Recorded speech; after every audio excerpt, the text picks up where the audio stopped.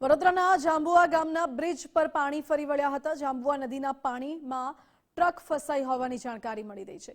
ટ્રકના driver અને cleaner જીવ બચાવવા માટે ટ્રક પર ચઢી ગયા હતા।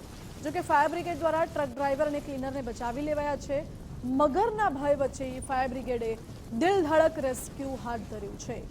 આ જાંબુઆ ગામ તરફ જવાનો જે બ્રિજ છે તેના દ્રશ્યો છે। બ્રિજ પર પાણી ફરી વળ્યા હતા અને પાણી ફરી વળવાના કારણે એક ટ્રક પાણીમાં ફસાઈ ગઈ હતી। ટ્રકમાં ડ્રાઈવર અને ક્લીનર સવાર હતા। જો કે ફાયર બ્રિગેડની ટીમ તાત્કાલિક ઘટના સ્થળે પહોંચી અને ડ્રાઈવર અને ક્લીનરનો જીવ બચાવી લેવામાં આવ્યો છે। મહત્વનું છે કે નદીમાં મગરોનો ભય પણ રહેલો હતો। हम पोर से आए हैं। हाँ। और ये हमारा ब्रिज बन रहा है, तेल डालने आए थे। अच्छा।